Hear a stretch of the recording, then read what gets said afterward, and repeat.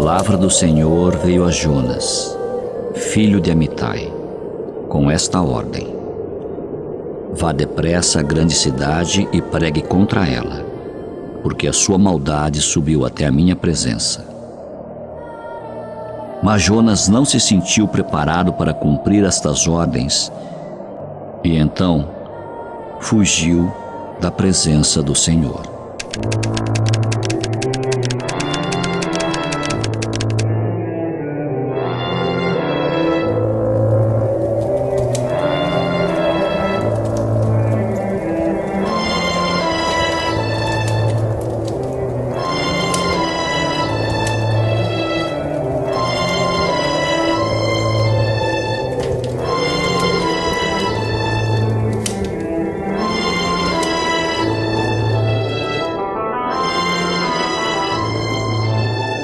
Quando a insanidade atinge seu estágio social, eis que a humanidade da grande cidade vai às compras.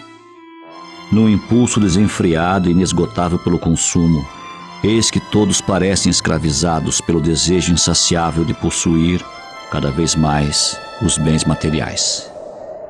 Mas por que tudo isso acontece? Por que apenas o consumo e o hedonismo parecem dar sentido à vida desgraçada da humanidade que vive na grande cidade? De fato, há tempos tudo parece ter ficado vazio para a humanidade. Tudo parece ter perdido sentido para a humanidade. E então todos se alienam e correm para as compras com a clara intenção de tentar preencher o imenso vazio de suas vidas com produtos e mais produtos. No entanto, quanto mais acumula mercadorias, mais a humanidade parece se afastar da oportunidade real de ser feliz.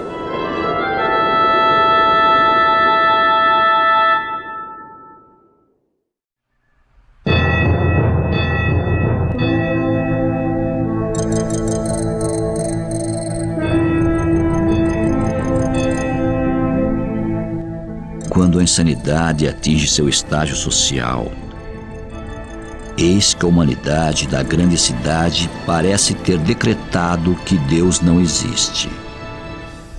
Ou se existiu, já está morto. A humanidade já o matou. Ela é a assassina de Deus. Quando a insanidade atinge seu estágio social, eis que a humanidade já decretou que, sem ter um Deus a quem se apegar, só lhe resta o vazio infinito, só lhe resta a perdição para sempre dentro desse vazio. Quem não ouviu o barulho estrondoso dos coveiros sepultando Deus? Quem não sente o cheiro de sua divina putrefação? Deus morreu, Deus está morto, Deus agora fede, pois os deuses também apodrecem. A humanidade da grande cidade assassinou, se valendo de sua própria força, todo o sagrado poderoso. Quem limpará a humanidade desse sangue? Em que água ela se lavará? Quando a insanidade atinge seu estágio social, eis que a humanidade, tendo eliminado Deus da presença de sua vida, de fato parece ter se rendido a todo tipo de iniquidade e pecado. E então os tempos se tornam perigosos e difíceis. Filhos se voltam contra os pais, pais se voltam contra os filhos, valores se invertem. O que é a luz passa a ser chamado de trevas, e trevas são chamadas de luz. E então a humanidade aplaude o vício e escarnece das virtudes, faz chacota das coisas e das pessoas santas e promove os vícios mais degradantes. Então a humanidade está doente e pensa que essa doença é saúde. Está escravizada e rendida ao pecado e pensa que essa escravidão é a legítima liberdade. destituída de memória, eis que a humanidade, em seu estágio social de insanidade, se torna incapaz de compreender como é que tanta gente se voltava, num passado não tão distante, para a religiosidade, para as coisas da fé e para o Espírito Santo de Deus. Então a humanidade nem pensa mais nas coisas sagradas, como também nem pensa mais no amor.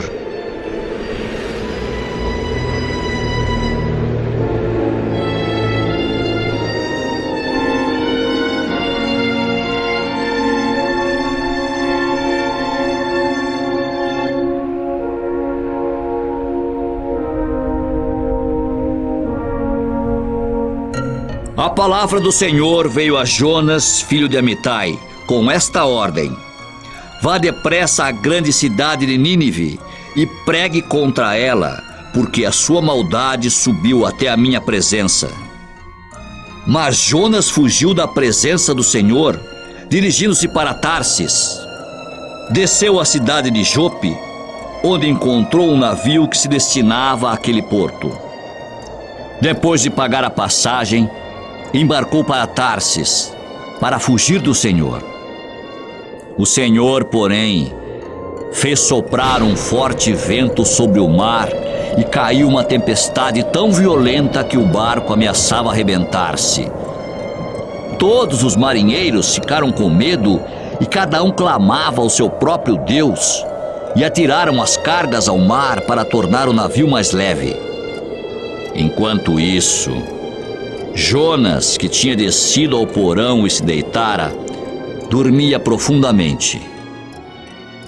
O capitão dirigiu-se a ele e disse: como você pode ficar aí dormindo? Levante-se e clame ao seu Deus. Talvez ele tenha piedade de nós e não morramos. Também, enquanto isso, e aparentemente alienada de tudo que se passa um pouco além de sua própria esfera de individualidade, a juventude dança.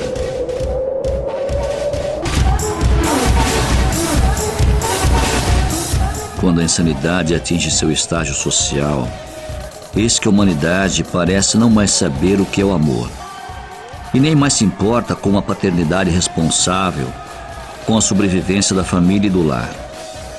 Então, homens e mulheres, pelo mundo todo, erguem todos os troféus das vitórias terrenas, amealham dinheiro e riquezas, mas não se assentam para bater um simples papo com os próprios filhos. Então a situação entre pais e filhos fica fora de qualquer controle, e como consequência os filhos ficam entregues à própria sorte, enquanto os pais só se preocupam em cuidar dos seus próprios interesses materialistas. Que futuro pode ter uma humanidade assim? Que futuro podem ter os filhos de uma humanidade assim?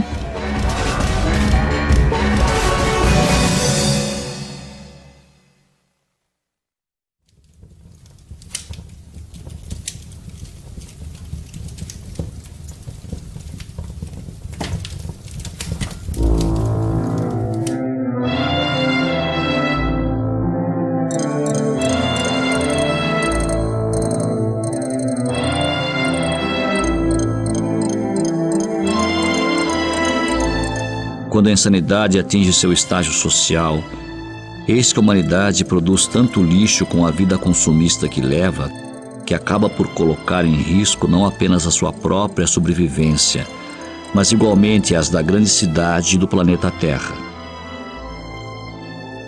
Por onde se olha, há reflexos do desperdício. Em todos os cantos há detritos à mostra, sujando tudo aquilo que, um dia, foi criado por Deus e já teve beleza natural. A própria comida, abençoada e destinada a matar a fome da humanidade e da grande cidade, acaba faltando para muitos, enquanto é desperdiçada por outros, por absoluta falta de respeito e de consciência.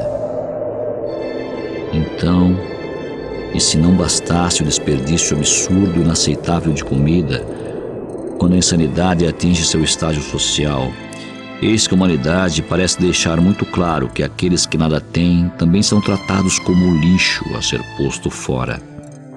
Ou seja, seres humanos relegados a lixo. Pois eis que a humanidade, já plenamente insana em seu estágio social da insanidade, parece mesmo levar a sério a crença absurda de que essa diferença entre os homens e mulheres, fortes e fracos, vem da seleção natural da espécie humana, sendo a virtude máxima dos fortes e poderosos dominar os fracos.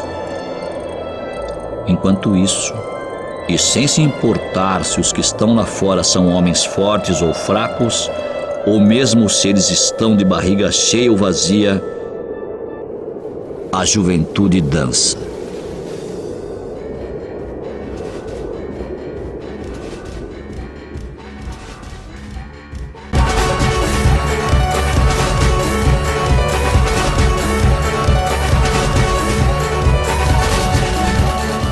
De posse de tantas ideias absurdas e inaceitáveis, quando a insanidade atinge seu estágio social, eis que a humanidade se liberta de toda noção de ordem e obediência, e então decreta: já que Deus não mais existe, só lhe resta buscar o êxtase, fazendo tudo aquilo que bem entender. O único sentido de sua vida é compreender que nada tem sentido, nem a vida, nem a morte, nem o sofrimento, nem o prazer. Viver é assumir esta contradição alienada. Vive-se por viver, embora nada tenha sentido. Vive-se apenas para a próxima dose. Vive-se em altíssimo risco de overdose. Esta é Ana Karina, 16 anos, estudante, cujo objetivo principal na vida é ser atriz de cinema. E essa história não teria sentido algum sem a presença dela. Para a humanidade em seu estágio social de insanidade, o prazer é sempre o bem maior em si mesmo. E melhor será quanto mais tempo lhe durar e quanto mais intenso for, sem qualquer freio ou moderação. Eis a que parece se resumir a única força motivadora da ação dessa humanidade, pelo tempo que durar a sua breve passagem sobre a face da terra.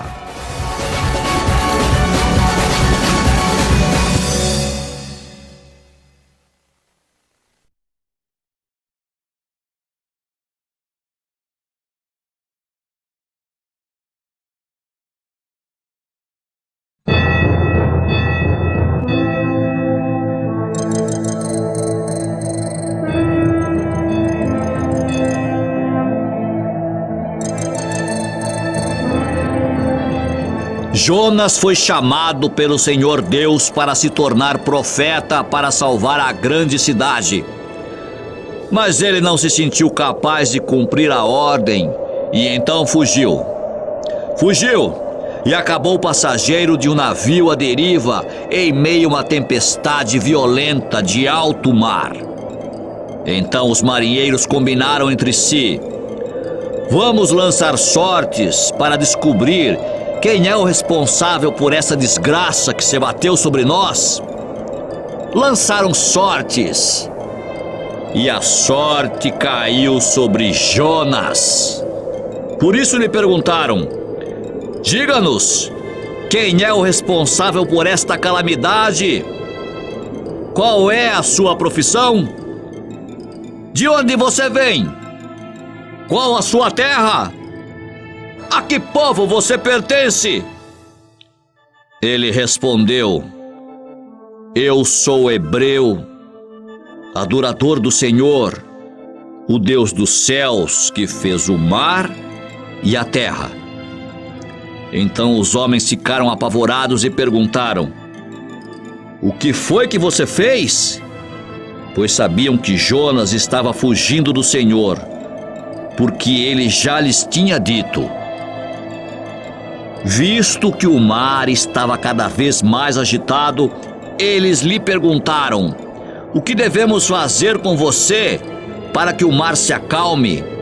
Respondeu ele: "Peguem-me e joguem-me ao mar, e ele se acalmará. Pois eu sei que é por minha causa que esta violenta tempestade caiu sobre vocês." Ao invés disso, os homens se esforçaram ao máximo para remar de volta à terra, mas não conseguiram, porque o mar tinha ficado ainda mais violento. Eles clamaram ao Senhor: "Senhor, nós suplicamos, não nos deixeis morrer por tirarmos a vida deste homem. Não caia sobre nós a culpa de matar o inocente, porque tu, ó Senhor, fizeste o que desejavas." Em seguida pegaram Jonas e o lançaram ao mar enfurecido, e este se aquietou. Tomados de grande temor ao Senhor, os homens lhe ofereceram um sacrifício e se comprometeram por meio de votos.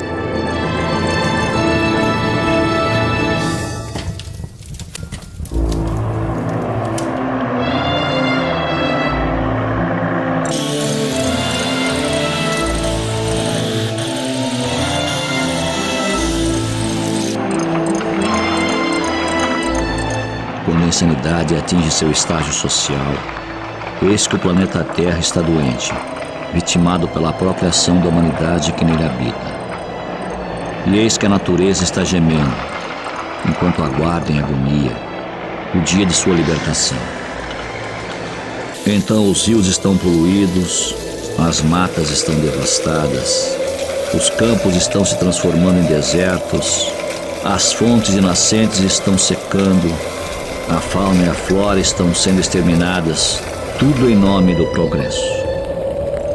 Mas será que esta humanidade, em seu estágio social de insanidade, não busca e deseja, como se fosse uma suicida, exatamente isso? Ou seja, a própria extinção? Em busca do lucro incessante, tudo se corrói, tudo se destrói, tudo se transforma em feridas cancerosas abertas para o céu. Tudo perde identidade cultural e histórica. Até que a fúria da morte chega às águas dos rios, provocando um desastre ecológico inaceitável.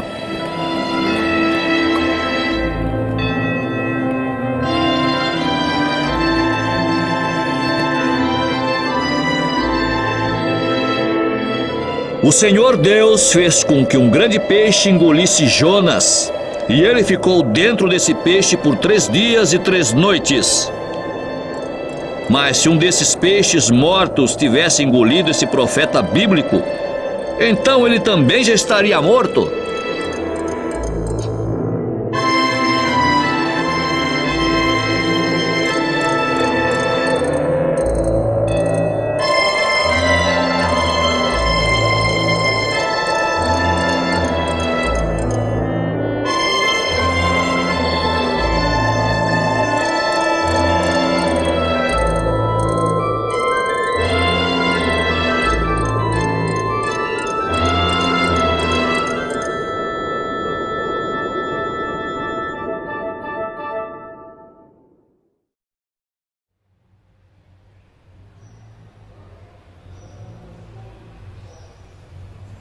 Procurei entender a maldade da humanidade e então me afundei no conhecimento dos livros.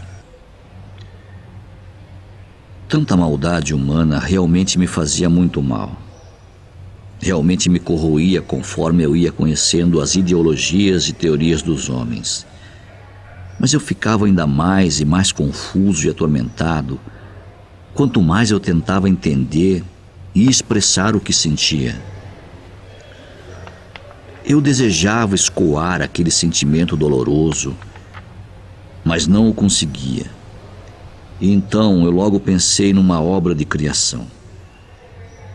Talvez um discurso inflamado, voltado às grandes multidões, como faria Sócrates, sabe-se lá, ou talvez um roteiro para o cinema. Mas fosse qual fosse a forma final de meu discurso, a ideia de compor uma obra me fazia crer que a minha dor pela insanidade social podia, sim, se sublimar numa criação estética.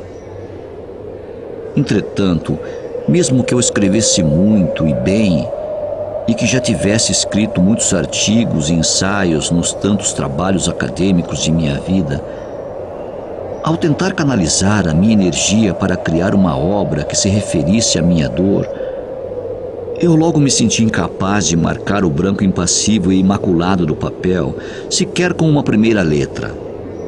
De um lado era escrever nada. Do outro era sentir demais. Então logo me dei conta de que era, ao mesmo tempo, muito grande e muito fraco para materializar a minha obra de criação.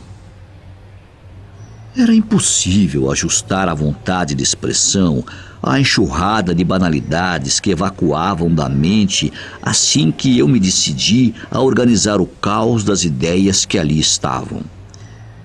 Eram ideias sempre fechadas e indiferentes ao eu que as solicitava, mas que explodiam violentas e descontroladas e esguichavam para fora tão logo percebiam uma ínfima fresta para o sol. Pois eis que eu me dei conta de que eu não podia me escrever a mim mesmo, me esvaziar a mim mesmo, sem dilacerar meu próprio imaginário, sem sacrificar minha própria existência em nome da sinceridade de meu luto. Em minha ilusão de expressividade, eis que eu colidia de frente com o fato terminante de que era praticamente impossível macular aquele branco impassível do papel. Se eu havia me decidido a escrever sobre a minha dor pela insanidade social, será que de fato eu tinha mesmo o que escrever? Sentindo-me ser chamado pelo próprio Deus para expressar a minha dor por meio de uma obra escrita, para com ela tentar ajudar a humanidade insana a se conscientizar e a alterar o rumo equivocado de seu caminho de morte certa, como antes, aliás, havia ocorrido do mesmo jeito para o profeta Jonas, eis que eu me acovardei diante do chamado de Deus e fugi de sua presença. Também do mesmo jeito como antes fizera Jonas. Pois eis que eu não me senti apto a me tornar um profeta para tentar ajudar a humanidade insana. Eis que eu não me senti preparado para atender ao chamado de Deus para me tornar um profeta. Eis que eu não me senti capaz a escrever uma obra de criação que pregasse a verdade eterna de Deus Todo-Poderoso para uma humanidade insana que já havia decidido matar a esse mesmo Deus em seus corações doentes e vazios. Eis que eu me acovardei diante da responsabilidade de anunciar Jesus Cristo e o reino de Deus para toda a humanidade terrena. Eis que eu me calei diante da necessidade urgente de anunciar a vida eterna e a palavra da verdade para todos que se converterem e crerem que Jesus Cristo é o Senhor, o Filho de Deus vivo que veio ao mundo por amor, para salvar a toda a humanidade. E foi assim que eu fugi.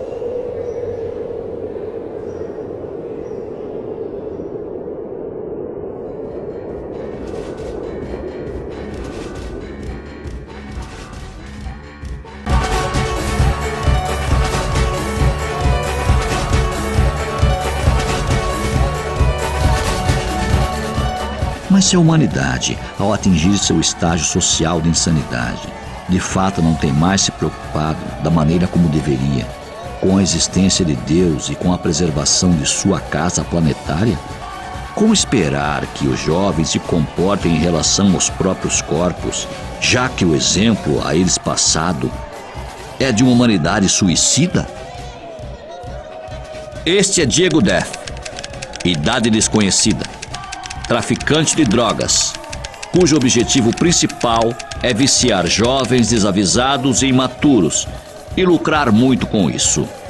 E esta história também não teria sentido algum sem a presença dele.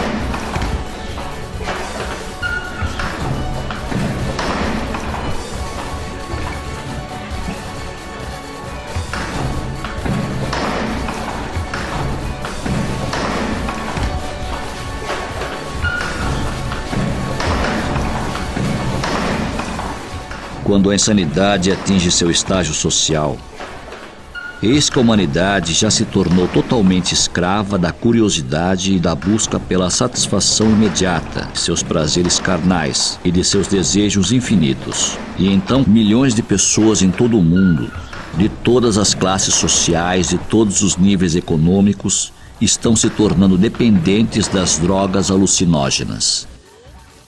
Como parte dessa busca, muitos jovens curiosos são levados a provar o veneno que acabará levando muitos deles à morte precoce. Numa curiosidade tola, frívola e principalmente impetuosa, como aliás é bem característico das atitudes hormonais cheias de adrenalina dos jovens, eis que uma simples ação irrefletida como essa, por parte desses jovens, rapidamente se multiplica e se torna um vício sem volta e degradante, visto que as drogas não são um mero passatempo, como muitos deles, em princípio, podem pensar, e nem mesmo se prestam a uma mera curtição inocente e descontraída. Nada disso. Muito pelo contrário, as drogas escravizam e escravizam rápido. As drogas matam e matam rápido. As drogas tiram a paz e a liberdade, tiram a honra e a dignidade e trancafiam os seus dependentes em masmorras físicas e psíquicas das quais é dificílimo se encontrar uma saída. No entanto, e contrariamente a qualquer atitude tomada em sã consciência por quem quer que seja, para tentar impedir o avassalador avanço das drogas para cima da humanidade insana, a maconha, a cocaína e o crack estão derrubando milhões de pessoas todos os dias, destruindo suas emoções, suas mentes e relacionamentos. A morte, portanto, já está mesmo bem próxima. E então tanto jovens como a bela e aparentemente inocente Ana Karina parecem até mesmo ávidos e desejosos por tentar encontrá-la, até como tentativa clara de cometer o suicídio.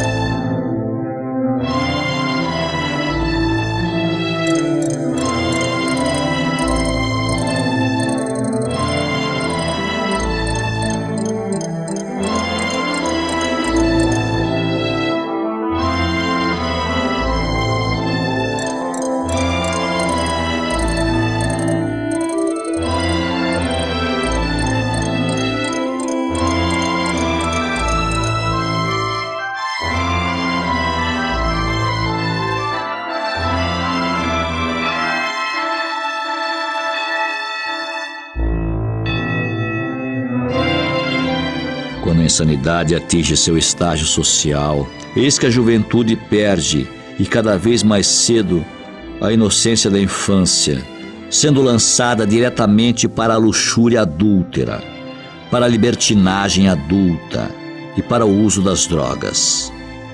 Aliás, mesmo as histórias ditas infantis ou juvenis, veiculadas livremente pelos livros e revistas, pela TV e pelo cinema, e sempre devidamente acobertadas por uma capa de aparente inocência, não raro essas histórias se valem de substâncias mágicas capazes de fazer, num estalar de dedos, um simples mortal passar a ter superpoderes para se tornar um super-herói.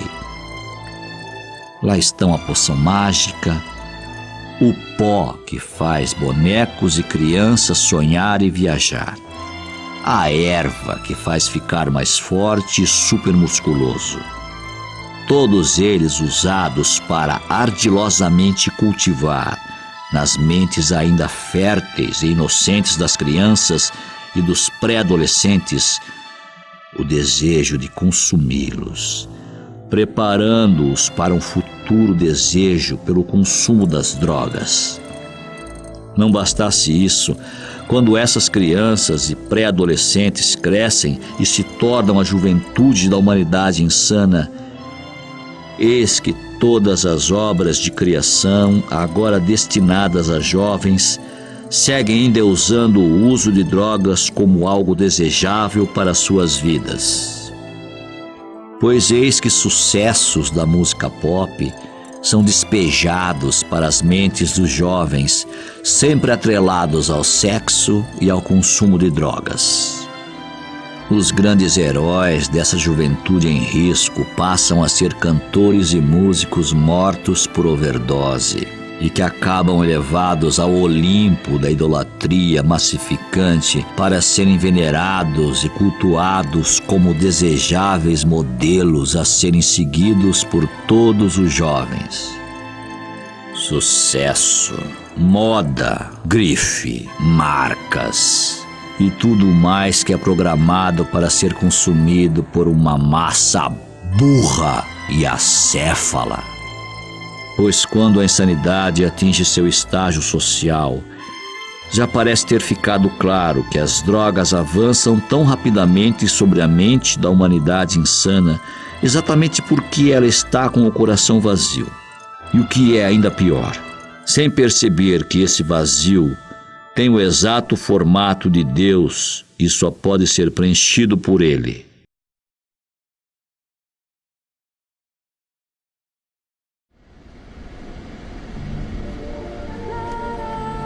O dia é ameno e nada parece configurar uma tempestade que se aproxima.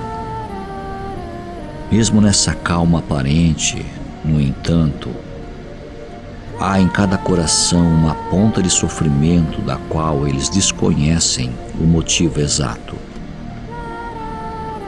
Será essa ponta de sofrimento o resultado ou o efeito colateral de tudo o que foi feito e vivido por esses dois nas últimas horas?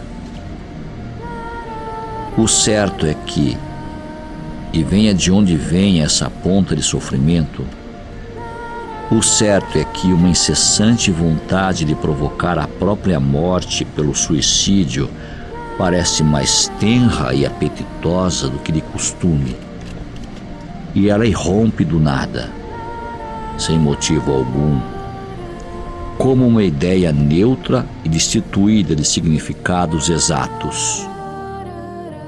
A lufada de abismo pode vir de uma mágoa, mas também do nada. Pode ser simplesmente uma ausência de sentido. Pode surgir de um motivo vil, fútil, inútil e por isso mesmo desprovido de uma exata definição. O inexato é exatamente isso, um não exato.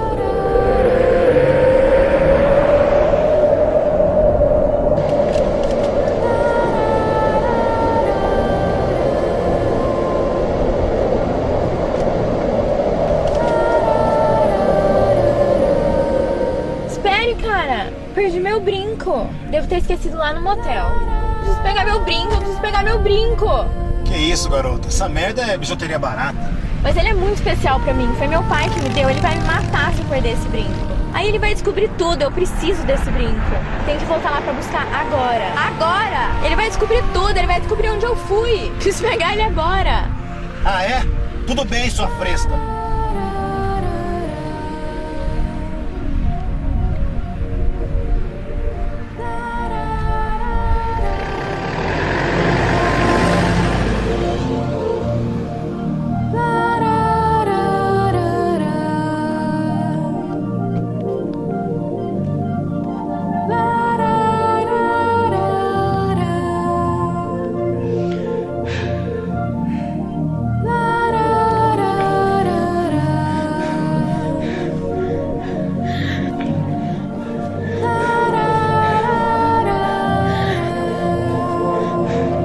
Mas quando a insanidade atinge seu estágio social, eis que a humanidade se encontra nesse abismo hipnótico, nesse lampejo único carregado de adeus, nessa longa volúpia que logo se transforma em soluço e culmina em ânsia de vômito. O mergulho nessa imensidão sem rumo se faz sugestão propícia para desfalecer. E então se desfalece. A lufada chega e incomoda, desejando ser consumada no ato definitivo de morte pelo suicídio, e mesmo sem que seja consumado tal ato físico de se matar. Será essa uma incumbência? A incumbência de se provocar catástrofes a si mesma e mergulhar na tristeza infinita? Será essa uma incumbência própria da existência mórbida da humanidade, já inteiramente mergulhada em seu estágio social da insanidade? Pois quando a insanidade atinge seu estágio social, eis que a humanidade se abisma por sentir que não há mais lugar para ela em parte alguma, nem mesmo na morte. Então tudo se dissolve no aniquilamento. Toda estrutura se desfaz nesse vacilo da existência. Seria isso uma paixão mórbida pela morte?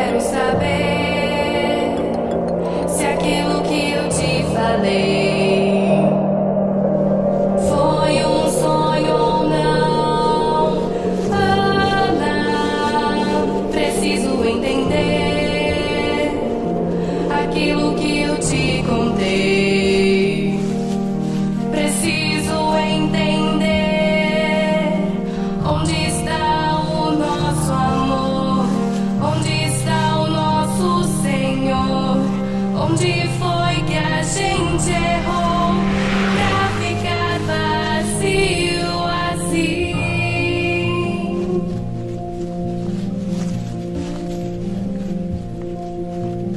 Eu vi gente, muita gente, sem saber o que fazer.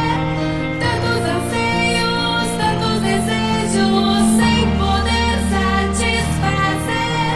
Tanta volúpia, tanta angústia, um vazio sem preencher.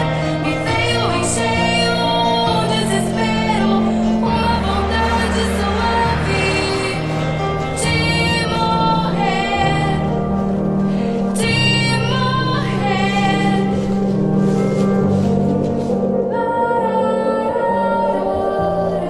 Dentro do peixe, Jonas orou ao Senhor, o seu Deus, e disse: em meu desespero, clamei ao Senhor, e ele me respondeu.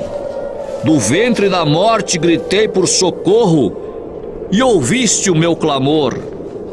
Jogaste-me nas profundezas, no coração dos mares. Correntezas formavam um turbilhão ao meu redor. Todas as tuas ondas e vagas passaram sobre mim. Eu disse: fui expulso da tua presença Contudo, olharei de novo para o teu santo templo. As águas agitadas me envolveram, o abismo me cercou, as algas marinhas se enrolaram em minha cabeça. Afundei até chegar aos fundamentos dos montes, a terra embaixo, cujas trancas me aprisionaram para sempre. Mas tu trouxeste a minha vida de volta da sepultura, ó Senhor Deus. Quando a minha vida já se apagava, eu me lembrei de ti, Senhor, e a minha oração subiu a ti, ao teu santo templo. Aqueles que acreditam em ídolos inúteis desprezam a misericórdia, mas eu, com um cântico de gratidão, oferecerei sacrifício a ti. O que eu prometi cumprirei totalmente. A salvação vem do Senhor. E o Senhor deu ordens ao peixe, e ele vomitou Jonas em terra firme.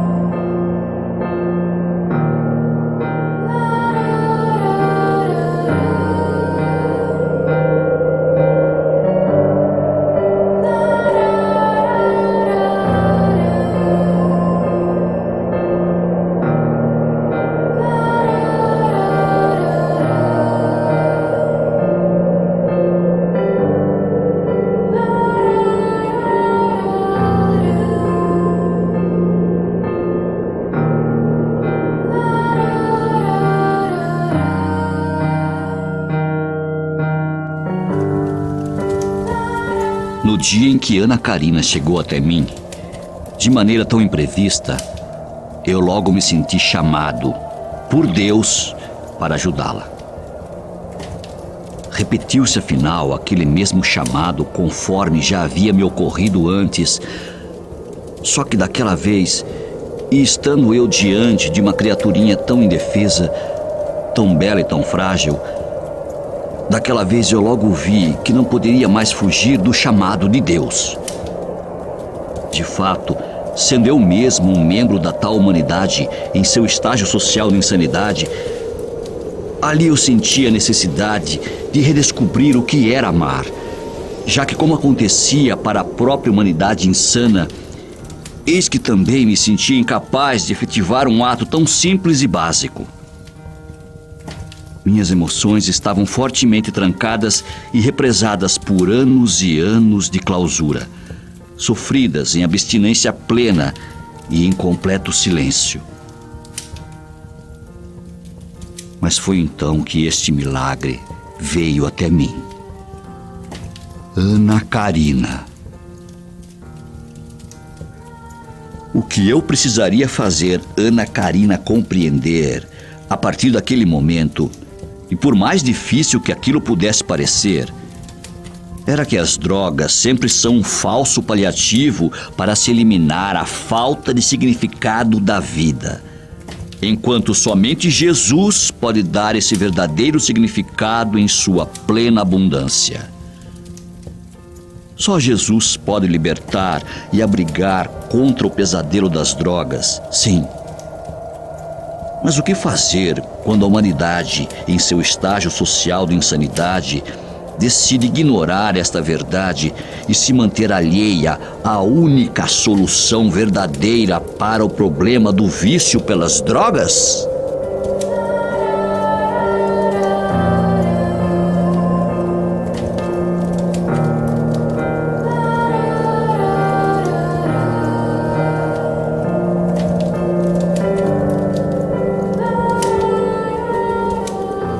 Quando comecei a trabalhar com a recuperação da bela Ana Karina, logo percebi que ela tinha a autoestima extremamente cabisbaixa, para não dizer nula.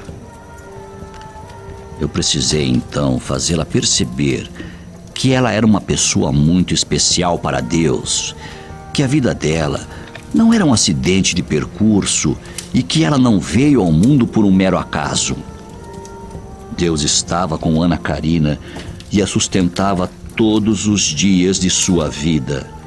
E mesmo quando ela pensava que caminhava sozinha, pois ela era a feitura de Deus, o poema de Deus, a menina dos olhos de Deus, a obra-prima de Deus. Mesmo antes dela vir ao mundo, Deus já a amava e nunca desistiu dela, por ela ser tão especial.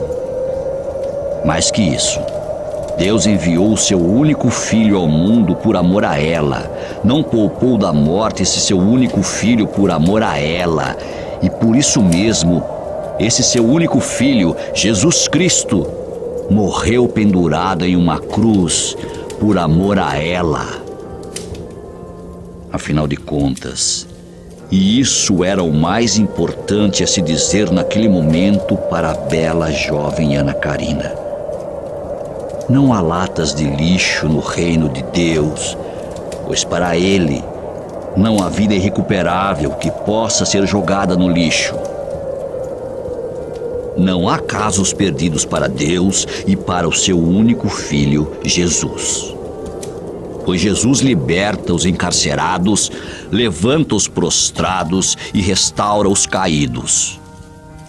Por isso mesmo a jovem vida de Ana Karina, sim, podia também ser colocada aos pés de Jesus para ser plenamente recuperada, libertada, perdoada e salva da morte.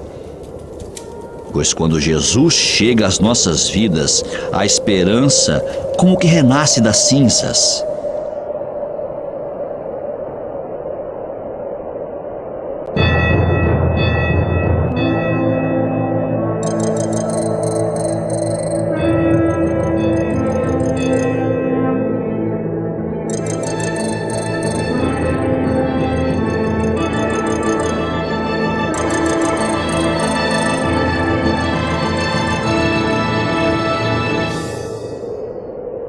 Jesus veio ao mundo pelas ovelhas perdidas e não pelas ovelhas sãs. E Ele procura-as até encontrá-las de novo, pois Ele as ama. Deus não desiste de um pecador e não cessa de esperar a sua volta para o bom caminho. O amor de Deus é o amor que celebra, com festa, a volta de um filho pródigo, e imediatamente o perdoa e lhe dá uma nova chance para ser restaurado. Ele o abraça, o beija e lhe devolve a sua dignidade de filho. Pois há festa na terra e no céu quando um filho pecador se arrepende e volta para o amor e o cuidado de seu pai. E é por isso que Deus, sim, sempre espera os pecadores de braços abertos para o feliz tempo de recomeçar. Mas por outro lado, pode, porventura, uma mãe se esquecer de seu filho, ou no caso, de sua filha? Pode uma mãe, estando em sã consciência, agir dessa maneira com sua filha?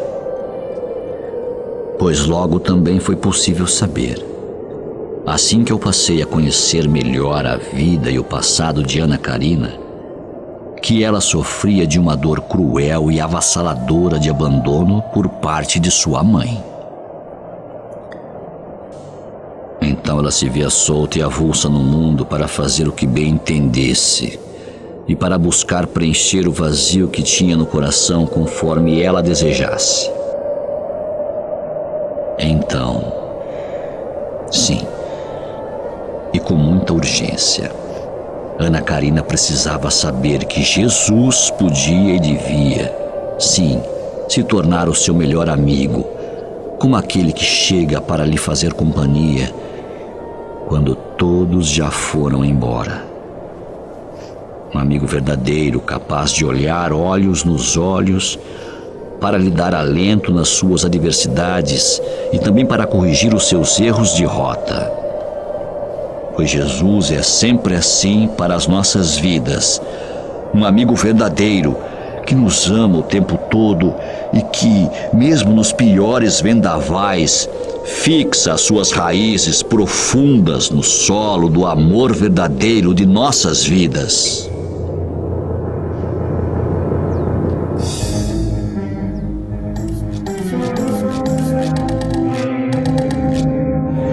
Nós estamos aqui nessa famosa casa noturna da cidade, onde na semana passada a jovem Ana Karina foi vista pela última vez pelos amigos e conhecidos. E vocês podem ver que por aqui a moçada segue fazendo uma grande festa. Mas estão todos preocupados com o sumiço de Ana Karina. Ana quem? Você era amiga de Ana Karina? Conheci ela, não conhecia, não. Você era amiga da Ana Karina? Aí eu era bem próxima, assim, fiquei muito preocupada, muito triste. E você sabe se toda vez que ela vinha pra balada, ela costumava sumir, aparecer em casa depois de alguns dias só? Ah, não, jamais, ela não era assim, não. Você acha que realmente aconteceu alguma coisa de estranho com a Ana Karina? Olha, eu vi ela uma vez só numa balada. Eu sei que ela é amiga de balada, assim, ela só... Mas eu não sei.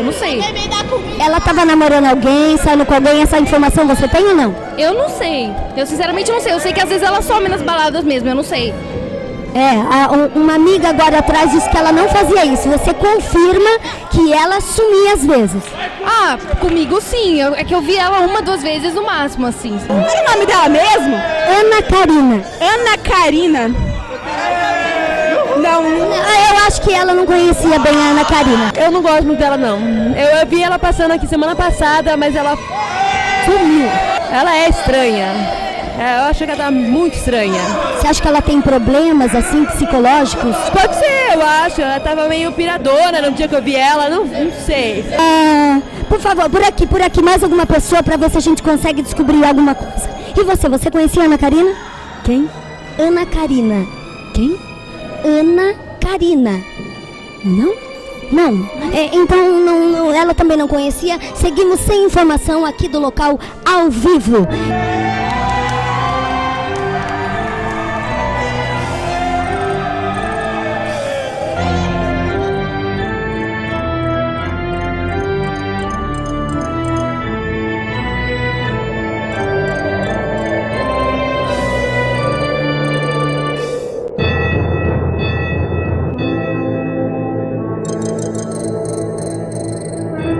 O segundo grande desafio a superar quando comecei a trabalhar com Ana Karina foi mostrar para ela que Deus podia renovar o seu vigor para lhe dar contentamento e paz.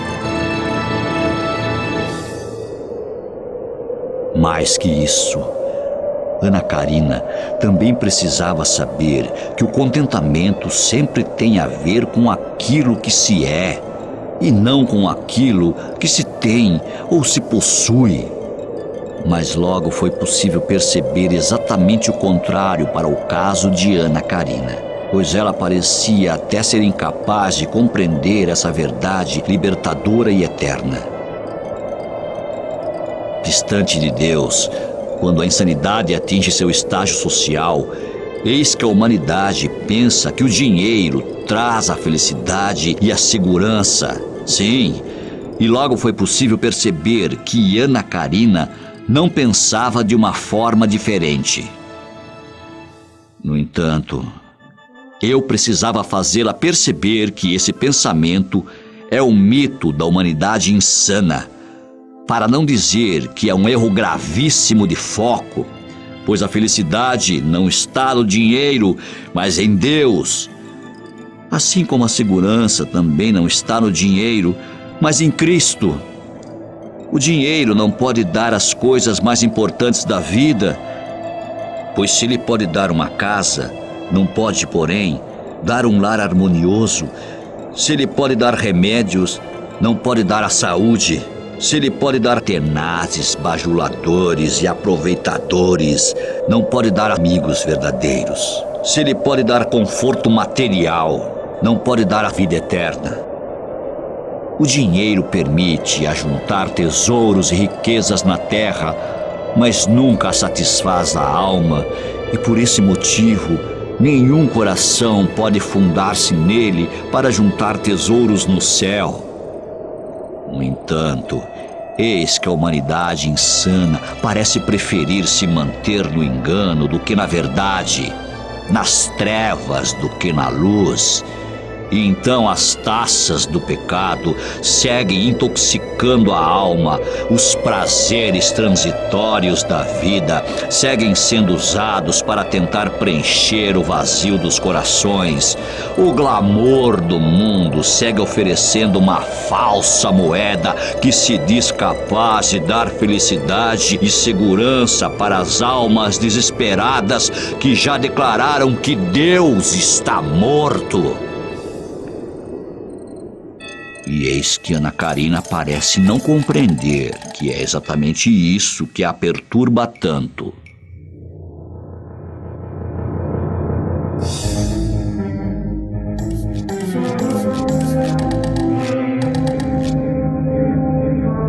Olha aí, pessoal, nós estamos aqui, ao vivo, para tentar conseguir novas informações sobre o sumiço da jovem de 16 anos, Ana Karina das Graças de Jesus. A jovem Ana Karina foi vista pela última vez pelos colegas na noite do último sábado, numa balada realizada nesta casa noturna. Ontem pela manhã, nós tivemos acesso com exclusividade às imagens registradas pela câmera de segurança da casa noturna. Não encontraram nenhuma imagem registrando o momento exato da saída de Ana Karina. Também já faz 2 dias que estamos tentando falar com o proprietário da casa noturna para dar mais informações sobre o caso, mas ele se nega a dar entrevista pra gente. Vejam as imagens. Olha aí! Parece que é o proprietário da casa noturna.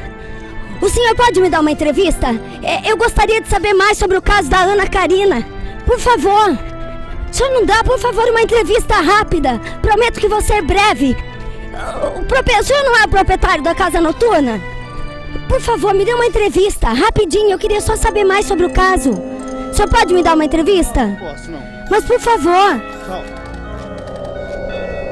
Não conseguimos a entrevista. Você filmou a placa? Poxa, você não filmou a placa? Infelizmente, não conseguimos a entrevista com o proprietário da casa noturna. O terceiro grande desafio que tentei superar em meu trabalho com Ana Karina foi exatamente fazê-la perceber que tanto ela, quanto eu, ou quanto a própria humanidade, todos sempre enfrentamos, todos os dias, uma batalha espiritual encardida. Trata-se de uma guerra não contra pessoas, mas contra seres invisíveis. Trata-se de uma luta não contra carne e sangue, mas contra os principados e potestades.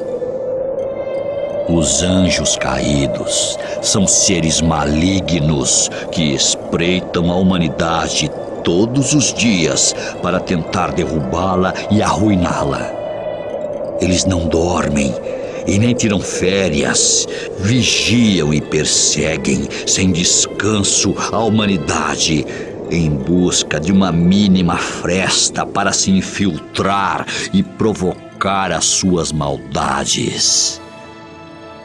Eles são ladrões e assassinos perversos e sempre vêm para matar, roubar e destruir, sendo que eles não podem ser derrotados por armas comuns e carnais. Pelo contrário, esses seres malignos só podem ser vencidos quando a humanidade se reveste das armaduras de Deus e se fortalece na força do Senhor. Só assim a humanidade pode triunfar nessa difícil batalha espiritual.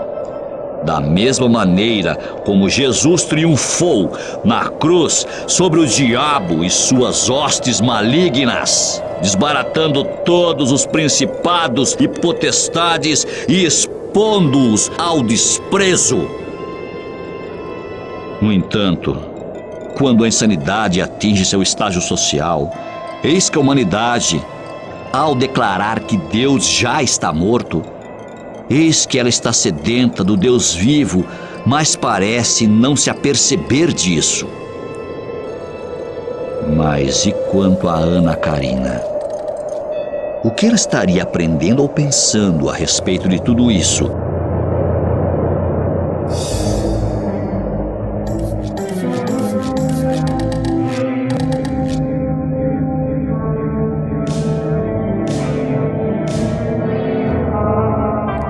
Diante das fortes evidências de que tem coisa estranha neste caso, a polícia já está investigando, através dos investigadores Santana e Santo Olímpia, da perícia técnica.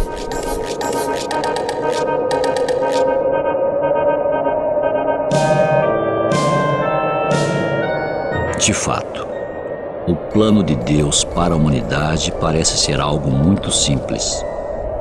No entanto, e como um sinal assustador de que os últimos dias da humanidade sobre a Terra serão mesmo marcados pela insanidade em seu estágio social, eis que, apesar de ter à disposição o plano de Deus para a salvação, de fato, a humanidade insana já se decidiu a não dar a mínima bola para ele.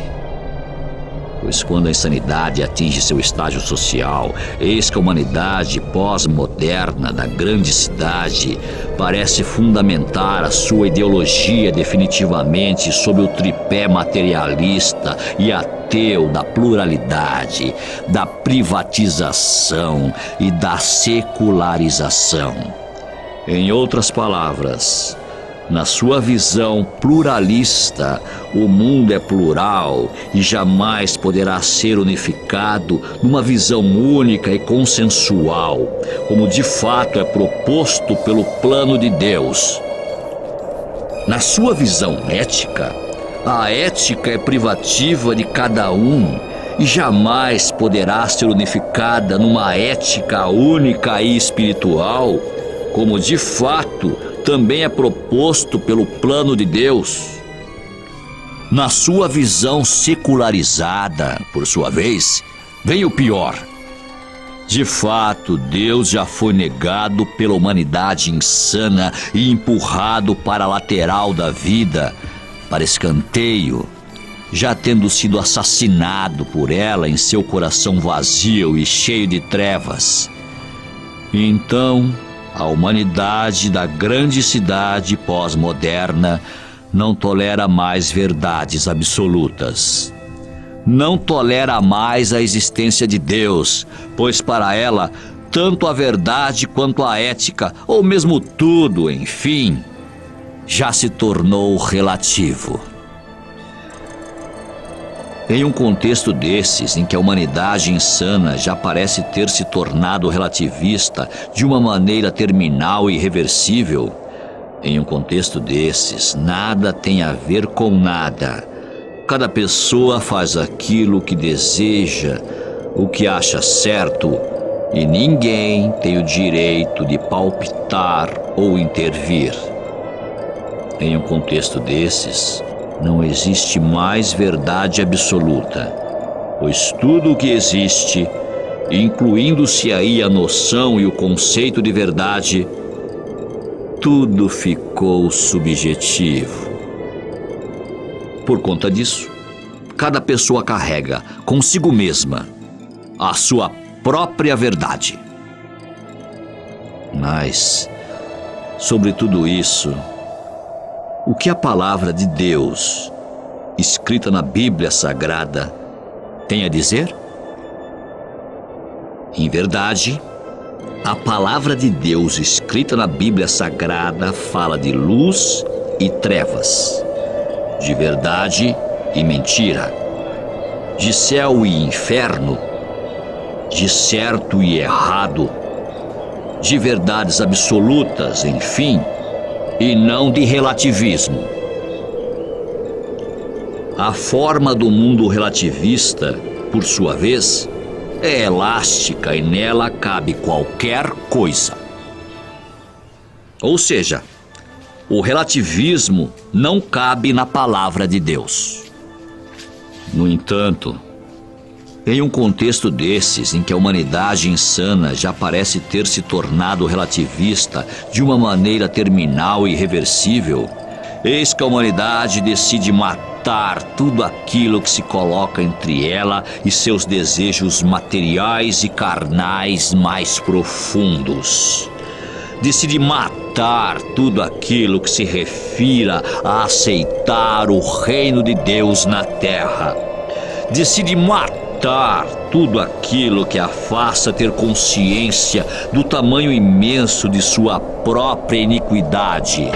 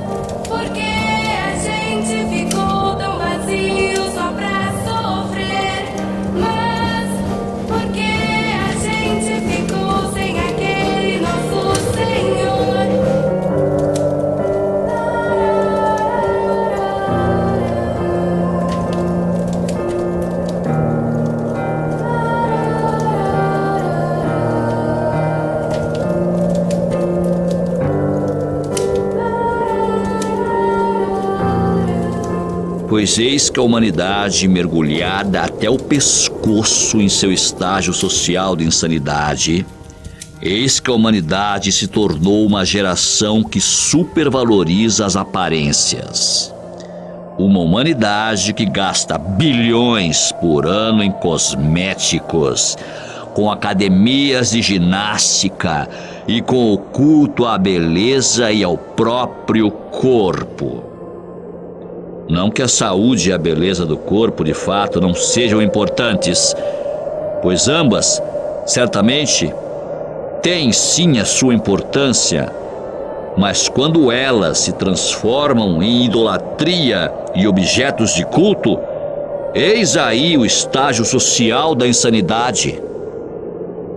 Então o corpo tem sido transformado apenas em um simples objeto de prazer, de exploração, de culto e de endeusamento do sexo. O sexo, que de fato acaba perdendo todo o seu valor, tem sido coisificado, comercializado e banalizado. Nesse contexto, compra-se o sexo nas esquinas como se compra um saco de batatas no mercado municipal ou coisa parecida. O sexo, no namoro, tornou-se prática comum e até imune a críticas. A infidelidade conjugal está na moda e também se tornou prática comum e até imune a críticas, enquanto a indústria da pornografia já se tornou forte e poderosa. A palavra de Deus, no entanto, e gostem ou não os relativistas, a palavra de Deus procura ensinar à humanidade que o corpo de cada pessoa não lhe pertence. Deus criou o nosso corpo e depois o comprou de volta, pagando um alto preço por ele com a morte de seu único filho Jesus Cristo na cruz. Como o Cordeiro de Deus que tira o pecado do mundo e transforma o nosso corpo em um templo sagrado do Espírito Santo. Então a humanidade deve glorificar a Deus no corpo de cada pessoa.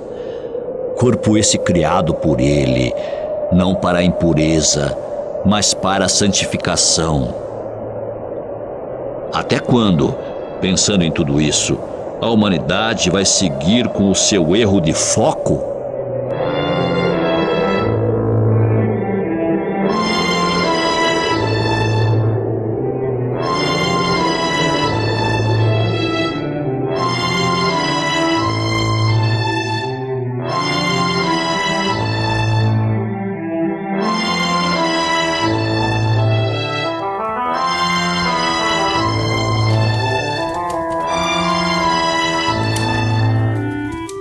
Quando eu já havia me rendido definitivamente ao novo relacionamento que parecia ter dado um novo rumo à minha existência, até então covarde e vazia, já que tudo aquilo que me acontecia, desde a chegada inesperada de Ana Karina, me fizera resgatar a própria aceitação do chamado de Deus para ser um profeta em minha vida.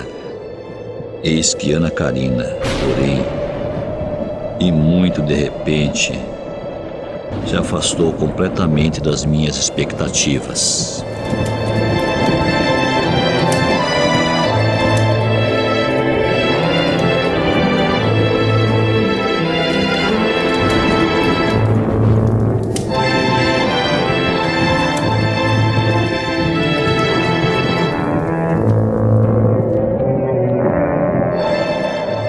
De repente ela esmaeceu, sumiu. Se afastou de mim aparentemente sem motivo algum e a troco de nada. E então subitamente eu me vi atirado na névoa, na região das sombras e das trevas.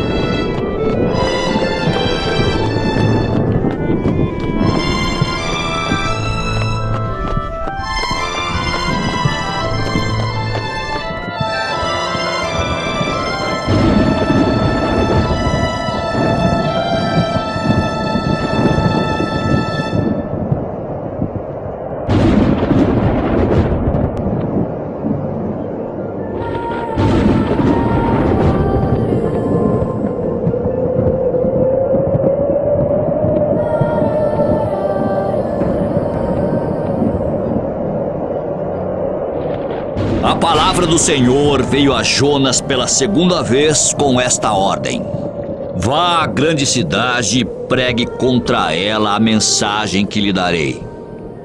Dessa vez Jonas obedeceu a palavra do Senhor e foi para a grande cidade. A grande cidade era realmente muito grande, sendo necessários 3 dias para percorrê-la. Jonas entrou na cidade e a percorreu durante um dia, proclamando: daqui a 40 dias, esta grande cidade será destruída. Pois eis que os habitantes da grande cidade, de fato, creram em Deus. Proclamaram um jejum e todos eles, do maior ao menor, vestiram-se de pano de saco. Quando as notícias chegaram ao rei daquela grande cidade, ele se levantou do trono, tirou o manto real, vestiu-se de pano de saco e sentou-se sobre cinza. Então, fez uma proclamação a todos os habitantes da grande cidade: por decreto do rei e de seus nobres, não é permitido a nenhum homem ou animal, bois ou ovelhas, provar coisa alguma, não comam nem bebam. Cubram-se de pano de saco, homens e animais. E todos clamem a Deus com todas as suas forças. Deixem os maus caminhos e a violência. Talvez Deus se arrependa e abandone a sua ira, e não sejamos destruídos. Tendo em vista o que eles fizeram e como abandonaram os seus maus caminhos, Deus se arrependeu e não os destruiu como tinha ameaçado. De fato, ao ouvirem a pregação do profeta Jonas, de que em 40 dias todos seriam destruídos por Deus, por conta dos pecados ali praticados, eis que os habitantes da grande cidade jejuaram e se curvaram humildemente diante da ira do Senhor, a ponto de serem ouvidos e perdoados. Mas, diferentemente daquela passagem da Bíblia Sagrada, e para minha tristeza e mortal desapontamento, eis que a humanidade insana dos dias atuais jamais teria a mesma atitude. E então eu logo percebi que perderia a convivência terrena com Ana Karina para sempre. Quando a insanidade atinge seu estágio social, eis que uma catástrofe final e de proporções terríveis já se anuncia como impasse definitivo, ou como uma armadilha da qual a humanidade insana jamais poderá sair. De repente, eu me vi num desespero violento ao descobrir que a jovem a quem eu havia me dedicado por horas e dias para que pudesse salvar a própria vida da morte anunciada, na verdade, ela amava sua vida passada, sim, optando por desistir de tudo o que eu lhe pregara sobre o plano de Deus para ela. Simples assim. E fazendo valer seu livre arbítrio. Desgraçado de toda sorte, sofri por algo que me chegou sem prevenir. Sofri por uma imagem cruel e insuportável que me socou o nariz até sangrar. E que por fim arruinou os meus anseios mais íntimos numa brusca e implacável rejeição aos desejos do meu coração. Mas, recobrando o tino, aquela minha sensação de perda logo se dissipou, pois eu tinha Jesus Cristo no coração, e Ele logo me deu alívio para a minha alma, me fazendo lembrar que, de fato, felizes são aqueles que fogem das paixões carnais, das tentações sexuais e dos prazeres destruidores das drogas alucinógenas. Felizes são aqueles que têm peito para serem diferentes, quando a voz aveludada de Satanás sussurra nos ouvidos com uma tentação aparentemente boa e irresistível. Felizes são aqueles, enfim, que colocam as suas causas aos pés de Jesus e se sujeitam ao plano de Deus para a humanidade.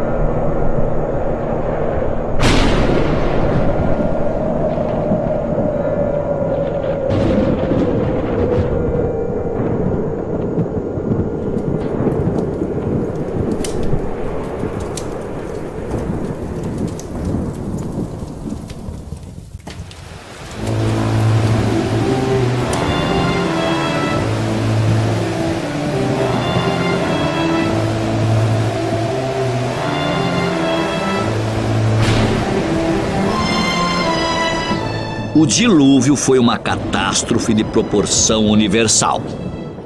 Conta a Bíblia Sagrada que o dilúvio foi o juízo de Deus contra uma geração que teimosamente se rebelou contra ele. Noé, homem justo e crente, pregou 120 anos para uma geração que zombava da verdade, até o dia em que o dilúvio chegou. As comportas do grande abismo se abriram e a terra foi engolida pelas muitas águas. Noé foi salvo com toda a sua família. Ele ousou crer em Deus no meio de uma geração incrédula. Por sua vez, Jesus disse que, nos seus últimos dias, a humanidade estaria vivendo de maneira torpe e promíscua, como viviam as pessoas no tempo de Noé. Pois quando a insanidade atinge seu estágio social, eis que o grande dilúvio parece mesmo já estar de volta, mas não mais como uma inundação de água, mas de sangue. De fato, a violência urbana está nas ruas. Uma avalanche de violência que não vem de fora, mas de dentro do coração de uma humanidade já apodrecida e ateia.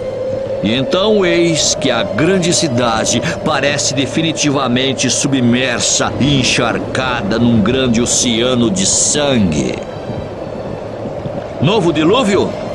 Contra-ataques inevitáveis da natureza em resposta às inumeráveis e violentas agressões sofridas por ela ao longo dos séculos, bem como frutos da exploração extrativista degradante e não sustentável de seus recursos naturais, advindas das ações da própria humanidade insana?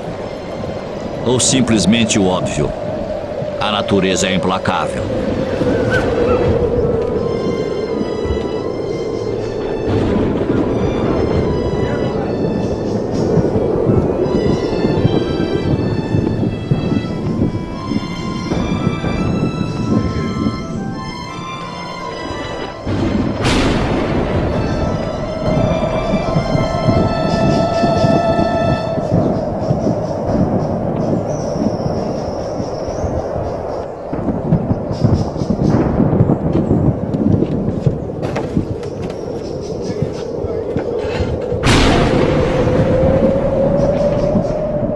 Enquanto isso, longe dali, e sem se importar se lá fora há um novo dilúvio, seja de água ou de sangue, eis que, alienada de tudo, a juventude dança.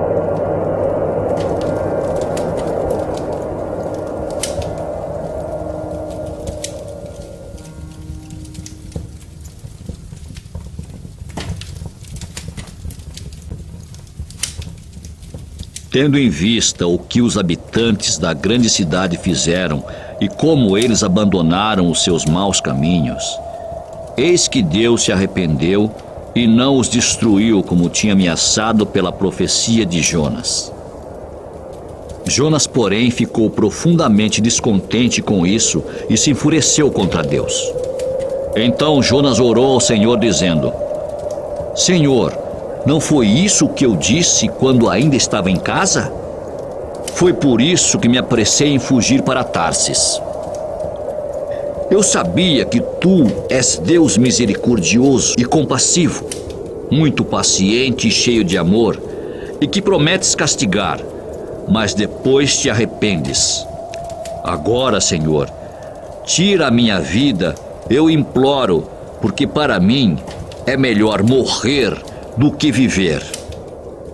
O Senhor Deus lhe respondeu: Você tem alguma razão para essa fúria?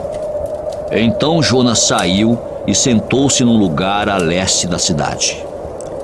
Ali construiu para si um abrigo, sentou-se à sua sombra e esperou para ver o que aconteceria com a grande cidade.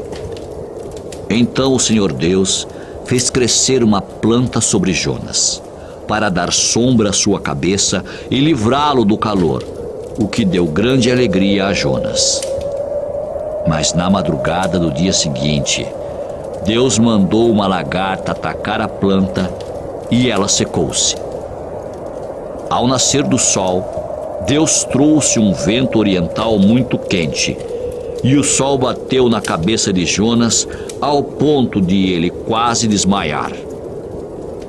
Com isso, ele desejou morrer e disse: Para mim, seria melhor morrer do que viver.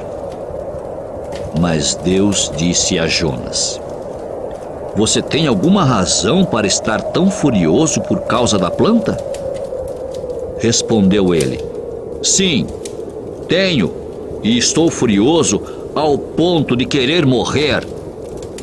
Mas o Senhor lhe disse: Você tem pena dessa planta, embora não a tenha podado, nem a tenha feito crescer.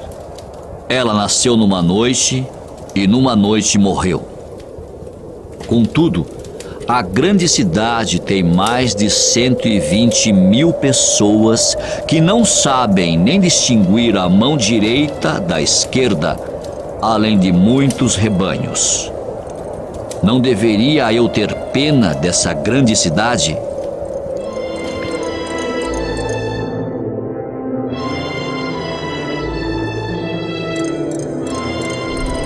Pois é, pessoal, nós estamos aqui ao vivo, diretamente da frente da delegacia, para tentar conseguir novas informações sobre o tal Andarilho, que acabou sendo preso ontem à noite e que até agora é o principal suspeito de ter assassinado aquela jovem de 16 anos, a Ana Karina das Graças de Jesus.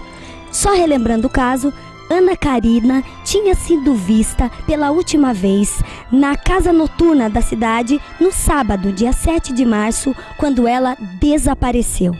Ana Karina ficou uma semana desaparecida, até que o seu corpo foi encontrado com um tiro na nuca.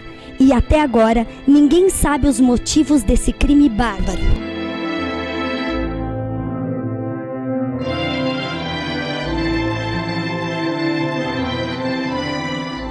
Quanto a esse Andarilho, ele dormia nas ruínas e a polícia acabou dando voz de prisão para ele ontem à noite, trazendo-o aqui para a delegacia.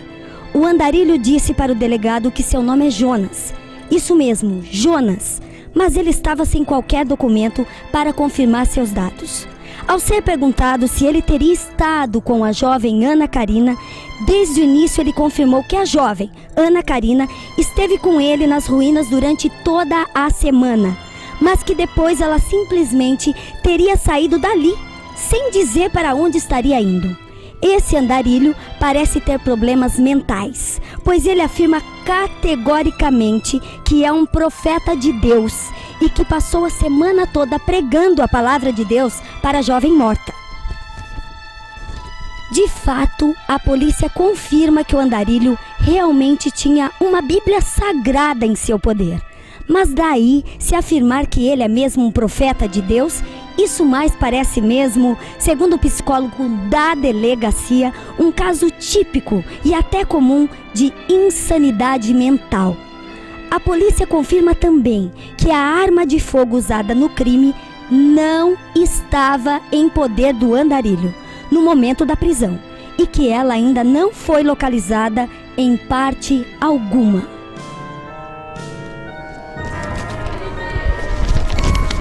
Espera um pouco aí, olha aí. Atenção!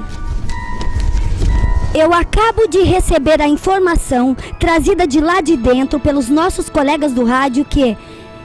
Minha nossa, olhem lá, mistério no ar, mistério no ar. Os nossos colegas do rádio estavam lá dentro e acabam de nos informar que o andarilho Jonas não está mais na cela onde foi colocado ontem à noite. É isso mesmo! O andarilho Jonas foi colocado ontem à noite na cela 4 da delegacia, mas agora pela manhã não há nenhum sinal dele.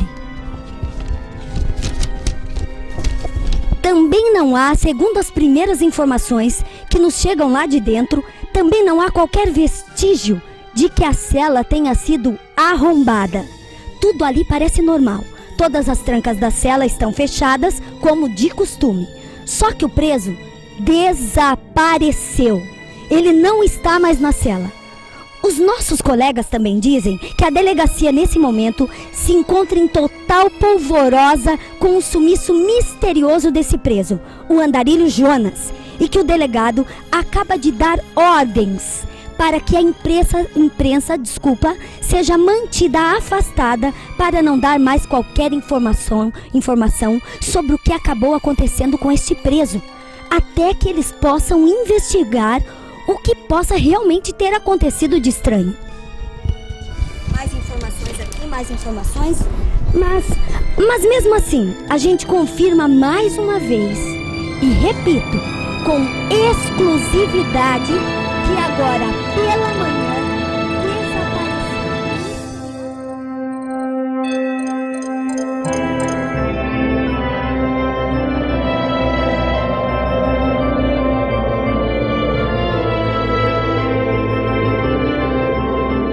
De fato, eu bem que poderia me enfurecer contra Deus, como fez o profeta Jonas, por ele ainda não ter descido o peso de sua justiça sobre a humanidade em seu estágio social de insanidade. Mas eu não faria isso, pois Jesus Cristo virá pela segunda vez. Sim, e aí todas as coisas serão postas nos seus devidos lugares. Satanás será vencido e a humanidade, em seu estágio social de insanidade, receberá tudo aquilo que Deus, em sua justiça e misericórdia, julgar necessário. Também eu bem que poderia me enfurecer com Deus, como fez o profeta Jonas, por estarem me acusando injustamente de ter matado Ana Karina, ou mesmo por ela ter morrido da maneira como acabou morrendo.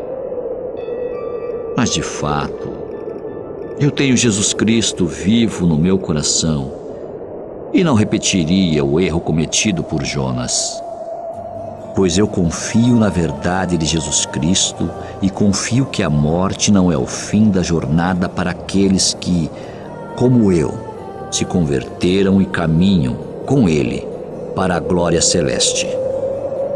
Eu creio e afirmo com os meus lábios e o meu coração que Jesus Cristo ressuscitou e venceu a morte para fazer do céu a nossa pátria e o nosso lar definitivo.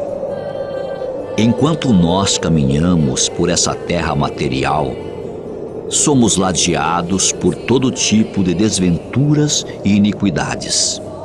Sim, mas ao cruzarmos o vale da morte, então habitaremos na casa do Senhor para sempre, onde não haverá mais lágrimas, nem pranto, nem luto, nem dor,